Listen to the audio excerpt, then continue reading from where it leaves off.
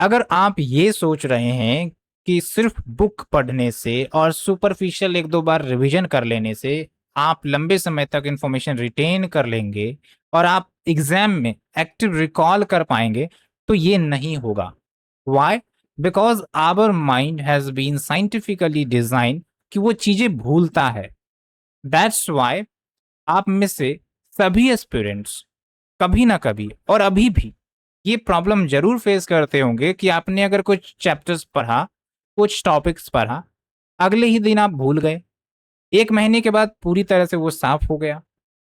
तो ये कैसे सुधारा जाए ताकि आप एग्जाम में कॉन्फिडेंट पर्सनालिटी के रूप में जाएं, एग्जाम दें, चीजें रिकॉल हो और आप सही आंसर टिक मार्क करके आए।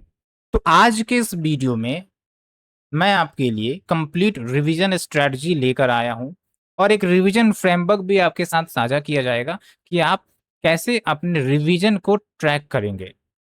और अगर आपने अभी तक हमारे टेलीग्राम चैनल को ज्वाइन नहीं किया है तो आप प्लीज ज्वाइन करिए, लिंक डिस्क्रिप्शन में दिया गया है एंड वहां पर हम पीडीएफ शेयर करते हैं। तो सबसे पहले हम बात करेंगे कुछ कॉमन प्रॉब्लम जो फिलहाल आप फेस कर रहे होंगे। एक जो कॉमन प्रॉब्लम है वो है फैक्ट्स भूलना, कॉमन है।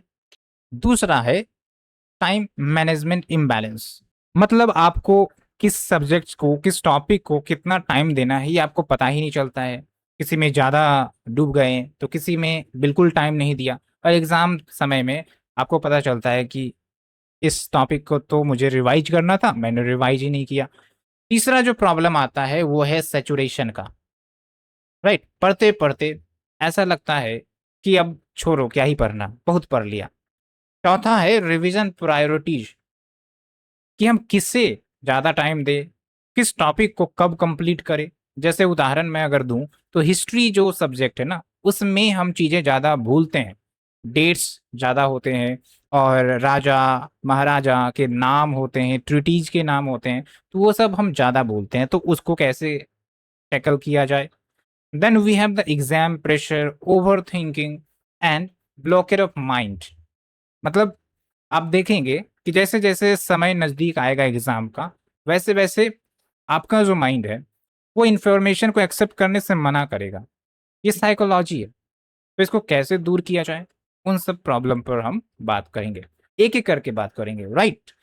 तो दैट्स वाई मैंने ये कहा कि ये प्रॉब्लम ऐसा नहीं है कि सिर्फ आप फेस कर रहे हैं, ये प्रॉब्लम मैंने भी फेस किया। ये नेचुरल है, यू आर नॉट अलोन। लेकिन दूसरी सबसे बड़ी खुशी की बात यह है कि आप इसे रिफॉर्म कर सकते हैं, सुधार कर सकते हैं। याद रखें, रिमूव नहीं कर सकते, लेकिन धीरे धीरे इसमें सुधार लाया जा सकता है। फिलहाल जो आपका माइंड होगा वो कुछ इस प्रकार के पोजीशन में होगा। यहाँ पर आप देखिए कि आपके जो भी थॉट है वो क्लटर्ड है, मतलब कोई थॉट आ रही है, आप उसमें एक्ट कर जा रहे हो। कोई मोबाइल का नोटिफिकेशन आया, फिर आप उसमें अपनी एनर्जी इन्वेस्ट कर दिए। तो कुछ इस प्रकार की सिचुएशन है।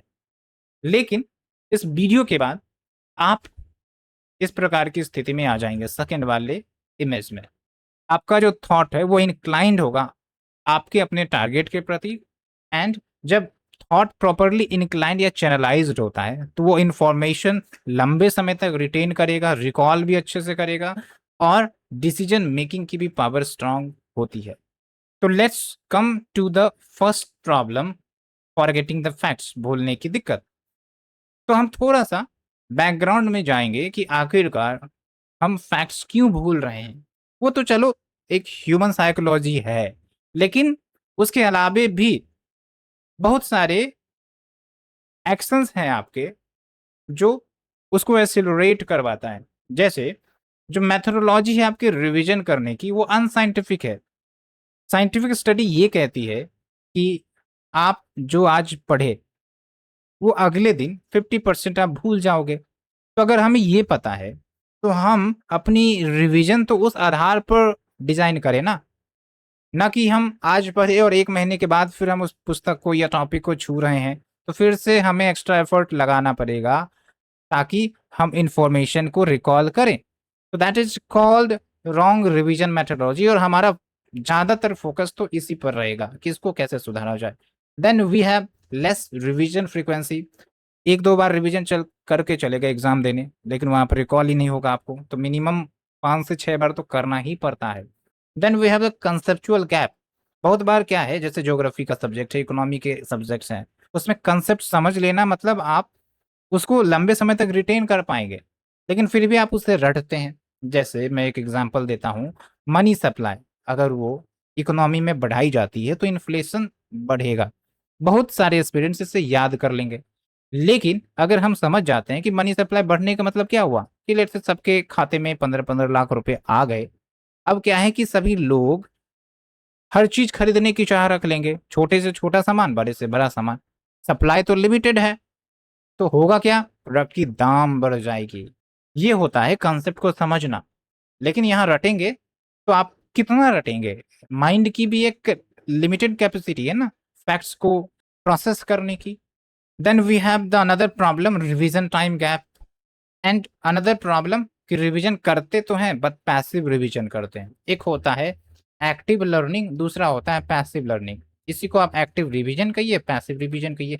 पैसिव का मतलब आप जस्ट इंफॉर्मेशन फीड कर रहे हैं, आप इंफॉर्मेशन को माइंड के बाहर आने ही नहीं दे रहे। इस पर भी एक डेडिकेटेड सेक्शन है, मैं आगे डिस्कस करूंगा। Then we have the monotonous revision plan. Apart from that, diet and lifestyle related issue. And one another problem is आप ऐसा भी सोच लेते कि हमें सब कुछ याद ही हो जाए। Then we have interlinking crisis. इसमें क्या होता है कि हम टॉपिक को आइसोलेटेड वे में पढ़ते हैं। ज्योग्राफी का ज्योग्राफी में लिमिट कर दिया, या फिर पॉलिटी का पॉलिटी में ही रिलेट कर दिया, लिमिट कर दिया, उसको लिंक नहीं करते हैं।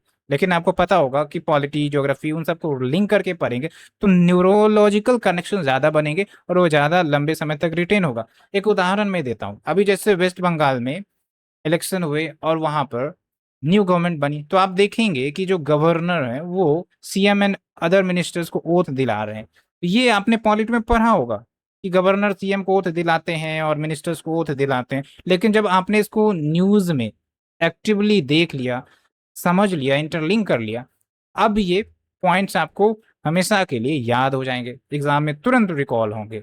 दैट इज कॉल्ड इंटरलिंकिंग, जो कहीं ना कहीं कमी है। तब बात तो हमने प्रॉब्लम की कर ली, अब सॉल्यूशन पर आते हैं। तो एक जो प्रॉब्लम था हमारा रॉन्ग रिवीजन मेथोडोलॉजी, उसके पीछे काफ़ी ज़्यादा रिसर्च किया गया था। मतलब हमारा जो माइंड है ना वो भूलता है, इस पर काफ़ी ज़्यादा रिसर्च किया गया था और उस रिसर्च के आधार पर एक कर्व बनाया गया, एविनेगॉस फॉरगेटिंग कर्व, भूलने का वक्र या चक्र। और यहाँ पर एक प्रॉपर इंपॉर्टेंट एनालिसिस सामने निकल कर आया कि अगर मैं कोई फैक्ट आज याद करता हूँ या उसे पढ़ता हूँ और अगर उसका रिवीजन नहीं करते हैं, तो 20 मिनट बाद जो भी हमने पढ़ाई की उसका 40% भूल जाते हैं। 1 घंटे बाद 56% भूल जाते हैं। एक दिन के बाद क्या होता है, 67% भूल जाते हैं। एक सप्ताह के बाद 75% से ज्यादा इंफॉर्मेशन भूल जाते हैं हम। एक महीने के बाद केवल 20% ही मेमोरी रिटेन रखती है उस इंफॉर्मेशन को, यानी 80% भूल गए। तो इससे क्या चीजें पता चली? इससे दो चीजें हमें साफ साफ दिखती है कि भूलना एक नेचुरल प्रोसेस है, दूसरा याद रखना एक ह्यूमन सेंट्रिक प्रोसेस है, यानी कि हमें स्टेप उठाने पड़ेंगे याद रखने के लिए। और वो स्टेप क्या होंगे? वो स्टेप इसी सॉल्यूशन या इसी इंफॉर्मेशन के आधार पर डिजाइन किए जाने चाहिए। इसी को तो हम कहते हैं साइंटिफिक मेथोडोलॉजी। अगर आप इसका पालन नहीं करते हैं तो आप बेकार का टाइम भी ज्यादा लगा रहे हो, आपकी प्रोडक्टिविटी इफिशिएंसी भी नहीं रहेगी, और फिर आप कंपटीशन में अपने कंपटीटर से एक्सेल नहीं कर पाएंगे। आप नहीं फायदा उठाओगे, कोई दूसरा उठाएगा, राइट? दैट्स वाई इस रिसर्च के आधार पर मैंने आपके लिए एक रिवीजन असेसमेंट सीट तैयार की, जो मैंने पिछले ही दिन आपको टेलीग्राम पर शेयर किया था। तब वो कैसे किया जाएगा वो मैं आपको बताऊंगा। लेकिन अब चलते हैं हम कि रिवीजन का प्लान क्या होना चाहिए। ये सब आपका इन्हीं एनालिसिस के आधार पर तैयार किया गया है। तो जो मैंने आपके लिए लेकर आया है वो है पहला रूल, 45-15 रूल, या फिर 50-10 रूल, या फिर finishing the chapter ratio revise rule. इसमें क्या है कि मान लीजिए कि आप कोई चैप्टर पढ़ते हैं, पॉलिटी का मैंने प्रियम्बल पढ़ा, ठीक है। तो क्या होगा, 20-30 मिनट में वो चैप्टर कंप्लीट हो जाएगा। तो जैसे ही वो चैप्टर कंप्लीट हुआ, 5-10 मिनट में उसे रिवाइज करिए तुरंत, चैप्टर फिनिश होने के बाद। या फिर ये भी होता है कि कोई चैप्टर बड़ा हो जो 1 घंटा टाइम लग जाए, तो ऐसे में आप इसको 50-10 में डिवाइड कर सकते हैं कि 50 मिनट्स में अगर मेरा चैप्टर कंप्लीट हो गया तो मैंने 10 मिनट में उसे रिवाइज कर लिया। या फिर कभी कभी ये होता है और चैप्टर बड़ा हो, आपको समझने में ज़्यादा टाइम लग रहा है, तो इसको आप 2 भाग में डिवाइड कर सकते हैं। आप आधा पढ़ लीजिए 1 घंटे में, उसको रिवाइज कर लीजिए, फिर आधा जो बचा है उसे पढ़िए, फिर उसको रिवाइज करिए। तो इस तरीके से आपका तुरंत रिवीजन हो जाएगा और इंफॉर्मेशन रिटेन होना शुरू हो जाएगा आपका। और ये जब आप कर लेते हैं तो फिर आप 5 मिनट का 6 मिनट का ब्रेक लीजिए। और यहाँ पर ब्रेक का मतलब ये हुआ कि कोई भी आप टास्क इस बीच में मत करिए, तो सिंपली आप नैप ले सकते हैं, राइट। उसके बाद आप दूसरा स्टडी का स्लॉट तैयार करें, शुरू करें। मतलब 1 घंटा तो ऊपर पढ़ाई आपने कर लिया, अब दूसरा स्लॉट उसी मॉडल के आधार पर, ऊपर वाले मॉडल के आधार पर शुरू करें। उसके बाद फिर एक और स्लॉट आप ले, आपकी पढ़ने की कैपेसिटी पर निर्भर करता है कि आप कितने लंबे समय तक पढ़ पाते हैं।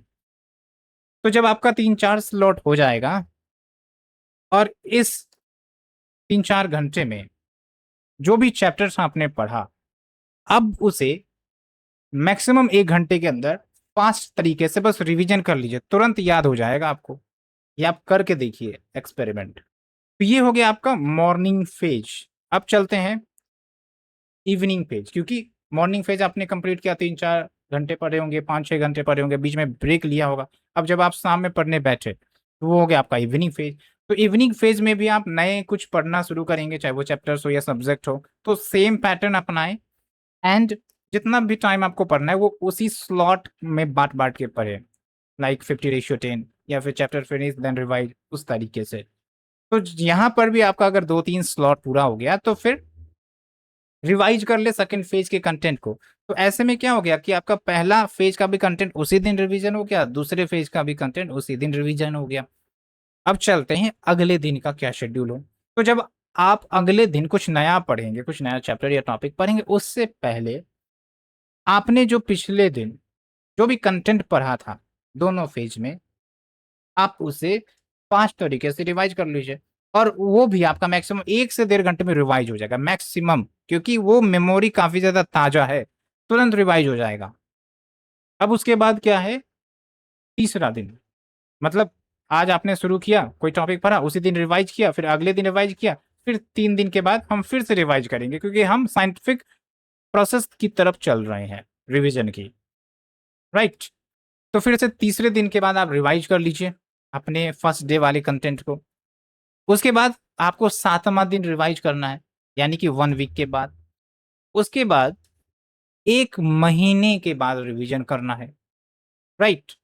तो ऐसे में क्या होगा आपका कि 1 महीने जब आप खत्म करेंगे तो आप 4 productive and high quality revision कर चुके होंगे अपने सब्जेक्ट या टॉपिक का। अब क्या होगा, अभी फिलहाल हो सकता है कि आपके पास थोड़ा टाइम का क्राइसिस हो, तो ऐसे में अगर आपको टाइम मैनेजमेंट करने में दिक्कत हो रही है तो ये जो नियम है ना, आप उन सब्जेक्ट पर अप्लाई करिए जिससे आप ज़्यादा भूलते हैं, ये भी हो सकता है। लेकिन आप कोशिश करिए कि ये मेथड सारे सब्जेक्ट्स पर अप्लाई करिए, और टाइम भी है आपके पास। और ये तो मैंने बस 30 जून तक के लिए आपको बताया है।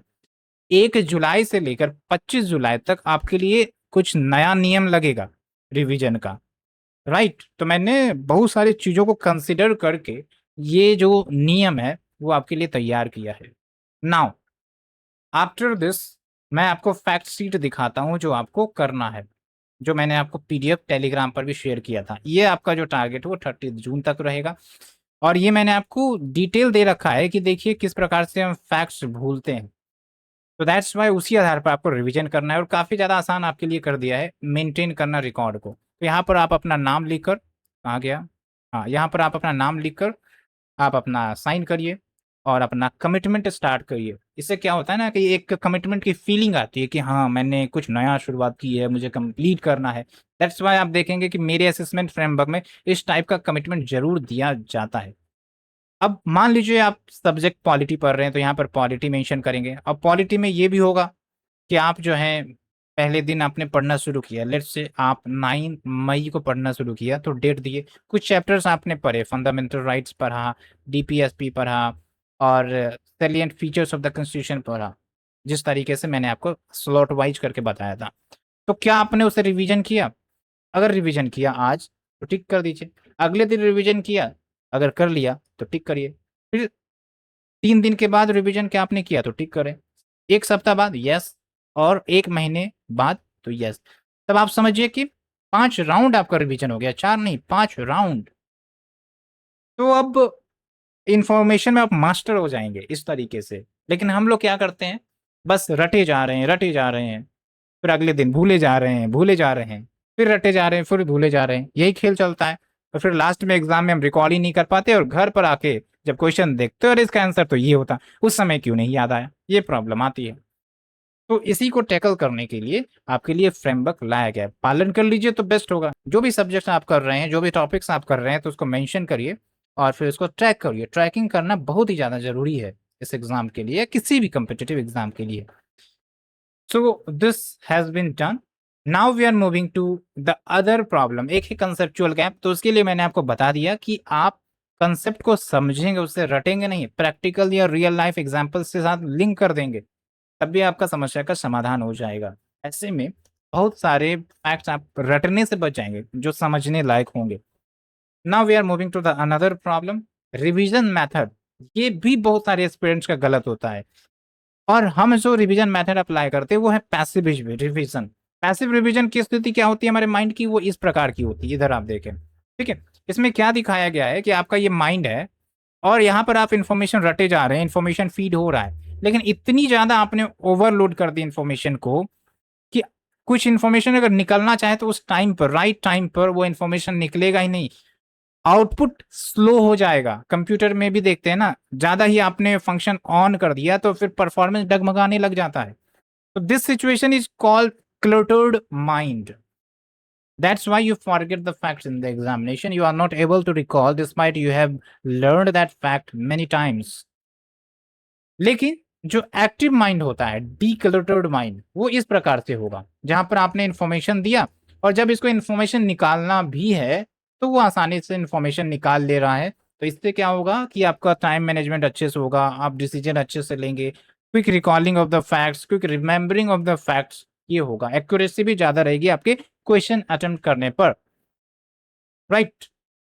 तो कैसे किया जाए एक्टिव रिकॉल, कैसे किया जाए माइंड को डीक्लटर? तो उसके लिए आप टेस्ट लगाएं, एमसीक्यू प्रैक्टिस करें, ये होता है एक्टिव रिकॉल। उसके बाद इंटरलिंक करके पढ़े, जो मैंने आपको बताया, पॉलिटी को ज्योग्राफी से, या फिर रियल लाइफ कुछ न्यूज है, न्यूज़पेपर उससे जोड़ लिया, राइट। देन आप माइंड में फैक्ट्स को रिकॉल कर सकते हैं। आपने कुछ चैप्टर पढ़ा प्रेम्बल, तो हमने माइंड में रिकॉल कर लिया preamble, horoscope of the constitution, summary of the constitution. Preamble में 42nd अमेंडमेंट किया गया था और उसमें 3 शब्द जोड़े गए थे। ऐसे करके मैं रिकॉल कर रहा हूँ, ऐसे आप भी करिए। थोड़ा टाइम लगेगा शुरुआत में, लेकिन एक बार इस हैबिट को आपने पकड़ लिया तो लाइफ टाइम आपको, आपकी जो माइंड है वो मजबूत हो जाएगी, right. Then we have writing and making the mind maps. लिख कर भी आप पढ़ सकते हैं, कुछ रफ माइंड मैप भी बना सकते हैं चैप्टर को समझने के लिए। Then we have the Feynman study. Feynman study होता है कि आप जो भी फैक्ट्स या इन्फॉर्मेशन भूलते हैं या नहीं समझ पा रहे, तो अपने दोस्तों के बीच डिस्कस करिए। करंट अफेयर्स बहुत ज़्यादा भूलते हैं, तो करंट अफेयर्स का डिस्कशन रखिए अपने दोस्तों के बीच में, वो पूछेंगे कुछ सवाल आप पूछिए, तो इस तरीके से चलेगा। या फिर अगर फ्रेंड्स नहीं मिलते तो एआई से बोलिए कि मुझे 5-6 क्वेश्चन हिस्ट्री के बताओ, मैं जवाब दूंगा। या फिर किसी टॉपिक पर आप डिस्कस कर लिया, राइट। Method are many. आज के समय में आपको सॉल्यूशन की कमी नहीं है, कमी क्या है, एक्टिव इन्फोर्समेंट की। Then we have audio visual. Record कर सकते हैं अपने आवाज को, सुनिए उसे, वीडियो फॉर्मेट में भी देख सकते हैं, हाईलाइट करिए, इसको कहते हैं न्यूमोनिक्स, ठीक है। उसके माध्यम से भी चीजें याद होती है। जैसे एक मैं एग्जांपल देता हूँ, मैं गांधी जी के जो भी क्रोनोलॉजी वाले मूवमेंट है ना, चंपारण, अहमदाबाद मिरर स्ट्राइक, खेदा और रॉलेक। तो कौन कब आया यूपीएससी या फिर बीपीएससी बहुत बार क्रोनोलॉजी में पूछती है, तो मैं इसे याद करता था केकर, CAKER, है ना, केकर। तो चंपारण, अहमदाबाद, खेदा और रॉलेट, ऐसे याद हो गया। ये होता है न्यूमोनिक्स। तो आप इसे विभिन्न जगहों पर यूज करके इंफॉर्मेशन को रिटेन कर सकते हैं लंबे समय तक। Then we have another problem, एक ये है कि मोनोटोनस रिवीजन पैटर्न होता है हमारा। मतलब अगर मैं करंट अफेयर्स पढ़ रहा हूँ तो लगातार 4 दिन करंट अफेयर्स ही पढ़ रहा हूँ, या फिर अ, कुछ सब्जेक्ट्स पढ़ रहे हैं तो उसमें कुछ इनोवेशन नहीं लाते हैं, पढ़ने का तरीका लगभग लगभग सेम हो जाता है, तो ऐसे में आप बोर हो जाएंगे। आप देखते हैं ना कि अगर मान लीजिए आपको सिर्फ बोला जाए कि भाई एक ही खाना खाना है जिंदगी भर, तो आप बोर हो जाएंगे, मोनोटोनस हो जाएंगे, बोलेंगे लारे बाबा ला दूसरा खाना लेकर आ, है ना। तो यहाँ पर आपको थोड़ा सा चेंज करना है। चेंज ये करना है कि एक दिन में आप 2 सब्जेक्ट पढ़ें, 2 से ज्यादा नहीं, क्योंकि 2 से ज्यादा का मतलब है खिचड़ी बन जाएगा। किन्हीं किन्हीं को मोनोटोनस पढ़ने में भी मजा आता है तो मोनोटोनस भी रखे, इसमें भी कोई दिक्कत नहीं है। लेकिन मैं बोल रहा हूँ जिनको ये लगता है एक ही चीज पढ़ते पढ़ते बोर हो जाते हैं, तो आप 2 सब्जेक्ट पर डे पढ़े और फिर उसी तरीके से रिवीजन पैटर्न इसका डिजाइन करें, राइट। तो ये एक सॉल्यूशन होगा और आपकी जो ब्लॉकेज हो जाती है माइंड की वो भी खत्म होगी। Then we have the another solution, वो है डाइट एंड लाइफ स्टाइल। इसके बारे में तो मैं कोई डॉक्टर नहीं हूँ, लेकिन जो कॉमन चीजें मैंने समझी है वो ये है कि आपकी जो शरीर है ना और आपका जो माइंड है दोनों इंटरलिंक्ड है। शरीर में प्रॉब्लम होगा माइंड डिस्टर्ब रहेगा, माइंड में प्रॉब्लम रहेगा शरीर डिस्टर्ब रहेगा। दैट्स वाई शरीर को यहाँ मजबूत करके रखिए, माइंड तो हम मजबूत करवा ही देंगे आपका। तो शरीर को मजबूत करने के लिए जो कॉमन खाने पीने की जो फाइबर रिच मटेरियल्स है, वॉलनट्स, बादाम, chia seeds, flax seeds, healthy foods, meals, protein rich diet, hydration तो रखिए, आज के समय में ज़्यादा है पानी की ज़रूरत। देन एक जो मेरा हमेशा से फोकस रहता है, क्योंकि मैंने इसे खुद अडॉप्ट किया है लंबे समय से, मेडिटेशन जरूर करें। ये आपकी कॉन्शियसनेस को बढ़ाती है, आपका जो मेमोरी पावर है वो मजबूत कर देती है। तो मिनिमम पर डे 15 से 20 मिनट जरूर मेडिटेशन करें। Then you can have yoga and exercise, आप जिम जा सकते हैं या फिर आप पार्क जा सकते हैं या फिर रेगुलर आप कोई ग्रीनरी एरिया पर विजिट कर सकते हैं। तो इससे आपका माइंड फ्रेश रहेगा जब आप पर नेचुरल लाइट, नेचुरल एयर का असर होगा तब। देन कुछ स्पोर्ट्स आप खेल सकते हैं, वीकली आप खेलिए, 2 दिन में 1 दिन खेलिए, दोस्तों के साथ जाइए, तो उससे भी आपकी जो रिफ्रेशमेंट है वो बनी रहेगी। और ये सब मेकअप हो जाता है आपका प्रोडक्टिव माइंड से, क्योंकि ये सब जब आप करते हैं ना तो भले ही 1-2 घंटे एक्स्ट्रा आप इन सब में आप इन्वेस्ट कर रहे हैं, लेकिन ये 1-2 घंटे आपके पढ़ने के पूरे शेड्यूल को मजबूत कर देता है, फोकस्ड कर देता है, right. Then you should have proper deep and natural sleep, minimum 7-8 घंटे तो होते ही है। मेरा तो शेड्यूल सोने का 6 घंटे maximum. Then we have social media restrictions, इसको लिमिटेड करिए यूज, क्योंकि इस पर क्या होता है ना आपके माइंड को डाइवर्ट बहुत ही ज़्यादा करता है। तो अननेसेसरी कंटेंट को अवॉइड करिए और बीच बीच में आप इसे यूज कर सकते हैं, बट ये मैं आप पर छोड़ता हूँ कि आप इसे कैसे करते हैं, ये मेरा टास्क नहीं है। एंड सोशल इंटरेक्शंस भी रखें, लेकिन good friend circles and family से तो बातचीत करें, थोड़ा सा आपका माहौल हल्का लगेगा, otherwise you will feel pressurized for this examination, right. Then एक और जो प्रॉब्लम आप फेस करते हैं वो है सब्जेक्ट मिस प्रायोरिटी। सब्जेक्ट को जिसे प्रायोरिटी देनी है वो ना देकर जिसे नहीं देनी है वो आप करते हो। जैसे आप समझिए कि जो हिस्ट्री है, साइंस है, करंट अफेयर से मैपिंग है, मैं ये मानता हूँ कि ये इसमें हम चीज़ें ज़्यादा भूलते हैं। और दूसरी बात कि इससे क्वेश्चंस ज़्यादा आते हैं, तो मैं थोड़ा ज़्यादा अटेंशन इस पर दूंगा, थोड़ा ज़्यादा टाइम दूंगा, थोड़ा ज़्यादा रिविजन करूंगा। और दूसरी बात, ये थोड़े से डिफिकल्ट भी हैं, टाइम कंज्यूमिंग है, इसलिए मैं इसे पहले कवर करूंगा, उसके बाद मैं इजी वाले को तो आसानी से कवर कर लूंगा। तो इस तरीके से हमारा पढ़ने का और रिवीजन करने का तरीका होना चाहिए, राइट।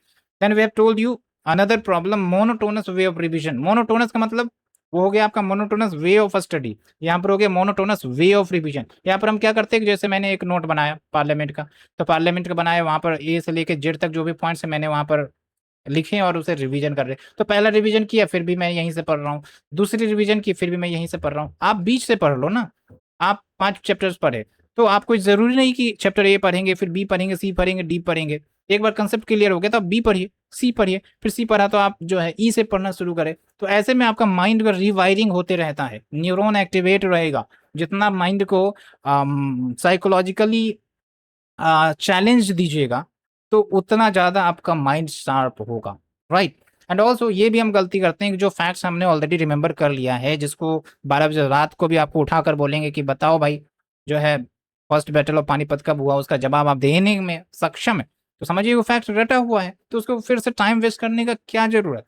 तो ऐसी स्थिति में आप क्या करेंगे कि पहला दूसरा जब आप रिवीजन करेंगे वो फैक्ट याद हो जाएगा, तो तीसरे चौथे रिवीजन में तो छोड़ दीजिए, लास्ट जब रिवीजन करेंगे तब जाके आप पूरा फैक्ट शीट देखिए ए से जेड फैक्ट, ताकि आप रिकॉल कर लें, राइट। तो ये तरीका होगा।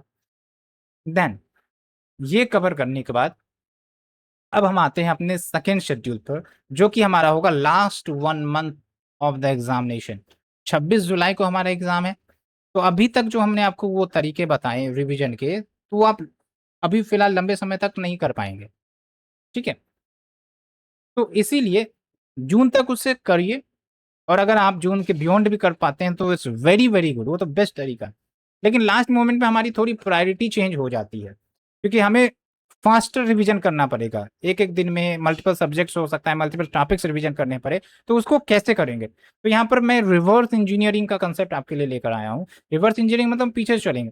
26 को एग्जाम है, 25 को हो सकता है थोड़ा रिलैक्स मूड करना चाहें आप, या फिर उस दिन पढ़ाई करने का मूड भी नहीं होता या हल्का पढ़ते, तो यहाँ पर मैंने 25 जुलाई को रिजर्व कर दिया है। तो अब आपको जो शेड्यूल बनानी है यहाँ पर 1 से लेकर 24 जुलाई की, ये रिवीजन शेड्यूल होगा आपका। अब इसमें भी मैंने 2 स्लॉट बांटा है। 2 स्लॉट ये है कि 1 से 20 जुलाई का शेड्यूल अलग है, और 21 से 24 जुलाई का शेड्यूल अलग है। तो 1 से 20 जुलाई में आपको कितना टाइम देना है रिवीजन के लिए, तो आप देख लीजिए। हालांकि वो आपके कैपेसिटी पर निर्भर करता है, या आपने उसे कवर किया है कितने डेप्थ में, उस पर निर्भर करता हूँ। लेकिन मैंने जो एवरेज मानकर चला है वो आपको इतनी ही दिन लगनी चाहिए। तो फिजिक्स केमिस्ट्री बायोलॉजी दो दिन लगेंगे तीनों के, तो 6 दिन मैंने लोकेट कर दिया। यहाँ पर फास्ट तरीके से रिवीजन करते चलना है आपको। उसके बाद एंशियंट और मेडाइवल के लिए 2 दिन, क्योंकि ज़्यादा कंटेंट नहीं है यहाँ पर, टॉपिक प्रायोरिटी करके आप रिवीजन करेंगे। मॉडर्न के लिए 2 दिन मैंने दिया है। बिहार करंट अफेयर्स और नेशनल करंट अफेयर्स के लिए 4 दिन, और बिहार स्पेशल के लिए 1 दिन, क्योंकि ऑलरेडी इसमें बहुत सारे पॉइंट्स आपको डिफरेंट सब्जेक्ट्स के कंपाइल्ड होते हैं इसमें। ज्योग्राफी के 2 दिन, पॉलिटी के लिए 2 दिन, इकोनॉमी के लिए 1 दिन। तो टोटल 20 डेज ये आपका रिवीजन प्लान होगा। और ये जो आप 1 जुलाई से करेंगे ना, इसमें आप डेली 1 से 2 घंटे करंट अफेयर्स का रिवीजन करते रहें। इसका मतलब ये नहीं हुआ कि आप जुलाई में करंट अफेयर्स पढ़ना शुरू करेंगे। करंट अफेयर्स पहले ही आप पढ़ चुके होंगे, इस मंथ में रिवीजन आपका चलेगा। और चूंकि करंट अफेयर्स नया डेटा होता है, इसलिए इसको रिटेन करने के लिए हमें ज्यादा रिवीजन करने की जरूरत होती है। दैट्स वाई डेली 1-2 घंटे करंट अफेयर्स देखते रहे, पेज बाय पेज पढ़े कि आज मैंने 1 से 10 पेज पढ़ा, 10 से 20 पेज पढ़ा, ऐसे करके आप पढ़ सकते हैं, राइट। तो ये टोटल 1 से लेकर 20 जुलाई का शेड्यूल हुआ। अब 21 जुलाई से 24 जुलाई में क्या करना है आपको, कि यहाँ पर आप जो मोस्ट इंपॉर्टेंट टॉपिक्स है जो बीपीएससी पूछती है हर एक सब्जेक्ट में, तो उस टॉपिक को रिवाइज करिए फास्ट फॉरवर्ड में। देन कुछ उस इंफॉर्मेशन को आप रिवाइज करिए जो आप ज़्यादा भूलते हैं, जैसे डेट हो गया। मैं डेट बहुत ज़्यादा भूलता हूँ, तो मैं डेट को रिवाइज करता था। कुछ साइंस के फैक्ट्स हैं, डायमेंशंस हैं, फॉर्मूलेज हैं, तो उसे मैं पढ़ा, उसको मैं ज़्यादा भूलता था। तो इस तरीके से आपकी प्रायोरिटाइज हो जाएंगी हर चीज़, राइट। सो इस तरीके से आप देखिए तो आपका कितनी बार रिवीजन हो गया, 5 बार, तो 30 जून तक आपका वैसे ही हो गया। उसके बाद यहाँ पर आप देखिए रिवीजन का पूरा चार्ट है, 6ठी बार हो गई। फिर यहाँ पर आप देखेंगे 7 टाइम रिवीजन हो गई, 7 बार रिवीजन। और अगर आपके पास टाइम बचेगा तो 8, 9, 10 बार भी पहुंच सकते हैं। तब आप बताओ, जब आपने सारा रिवीजन का पैटर्न साइंटिफिक वे में फॉलो किया, 7 बार रिवीजन कर लिया, तो आप भूलोगे क्या? नहीं भूलोगे, तुरंत याद होगा। एमसीक्यू बेस्ड क्वेश्चन ही तो है। जैसे ही क्वेश्चन आएगा, ऑप्शन देखोगे, स्ट्राइक कराएगा, आंसर आएगा, राइट। उसके बाद एक और जो प्रॉब्लम होती है वो है ओवर थिंकिंग और एग्जाम प्रेशर का, कि अब एग्जाम नजदीक आ गया, ये सिलेबस कंप्लीट नहीं हुआ, वो टॉपिक नहीं पढ़ा, अब क्या होगा, मैथ्स तो कंप्लीट ही नहीं किया, रीजनिंग तो कंप्लीट ही नहीं किया, कैसे होगा, क्या होगा। तब हो जाएगा अगर आप प्रॉपर तरीके से पढ़ रहे हो तो। तब हुआ ही है, रिवीजन करना है बढ़िया से। तो यहाँ पर मैं ये बोलूंगा कि अगर आपको एग्जाम टाइम में इस समस्या से टेकल करना है, क्योंकि ये साइकोलॉजिकल समस्या है, तो इसका सॉल्यूशन भी साइकोलॉजी ही है। और साइकोलॉजी का मतलब मैं एक ही चीज समझता हूँ, लॉ ऑफ अट्रैक्शन। जो चीज आप अट्रैक्ट करेंगे वही चीज अट्रैक्ट होगा। आप अगर ओवर थिंकिंग करेंगे तो माइंड में ओवर थिंकिंग का ही पैटर्न बनेगा।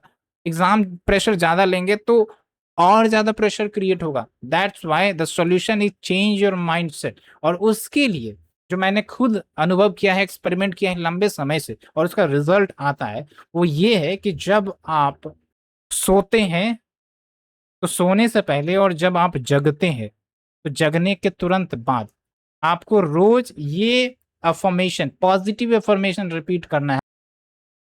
तो रोज आप रिपीट करें। और ये अफर्मेशन क्या है? मैं शारीरिक और मानसिक रूप से पूरी तरह स्वस्थ, शांत और ऊर्जावान हूं। मेरी एकाग्रता और प्रोडक्टिविटी हर दिन अपने सर्वोच्च स्तर पर है। 72वीं बीपीएससी की मेरी तैयारी बिल्कुल सही और स्पष्ट दिशा में जा रही है। मैं जो भी पढ़ता हूं वह मुझे गहराई से याद रहता है और मैं अपनी सफलता के लिए पूरी तरह तैयार हूं। प्रकृति को धन्यवाद दे दें। तो ये जब डेली अफर्मेशन करेंगे तो ये चीजें आपको रियल बनते हुए नजर आएंगी। तो इसे आप अप्लाई करिए और एक्सपेरिमेंट करिए और रिजल्ट देखिए। ठीक है, तो मैं यहाँ पर आपको सॉल्यूशन सिर्फ एकेडमिक सॉल्यूशन नहीं दे रहा हूँ, आपको जो साइकोलॉजिकल इश्यूज है ना उसके पार भी ले जाने का प्रयास कर रहा हूँ, ताकि आप एक बेटर माइंडसेट के रूप में उभरें। तो ये थी हमारी आज की कहानी। उम्मीद करते हैं जो भी प्रॉब्लम रिवीजन से रिलेटेड था वो मैंने आपको सारे डायमेंशन कवर करके बता दिया है। एंड जाते जाते एक बात यही है, action speaks more than thinking. सिर्फ सोचने से काम नहीं चलेगा, एक्शन लेना पड़ेगा। तो आज से ही वादा करिए, कमेंट सेक्शन में वादा करिए कि आप जो है ये स्टेप फॉलो करेंगे और अपने प्रति जिम्मेदार और डिसिप्लिन रहेंगे। उसके बाद देखिए कि आपका जो प्रीलिम्स का डर है वो तो दूर होगा ही होगा, और आप कट ऑफ भी अच्छे नंबर से क्वालिफाई करेंगे। सो पीडीएफ चाहिए आपको, टेलीग्राम पर जुड़े, वहां से डाउनलोड कर लीजिए। एंड आने वाले समय में मैं अन्य वीडियोस आपके लिए लेकर आऊंगा। कमेंट सेक्शन में आप अपने सजेशन दे सकते हैं और follow this routine and you will see the changes. Thank you very much. थोड़ा वीडियो लंबा हो गया होगा, but it is the ultimate solution of your problem regarding the revision. Thank you.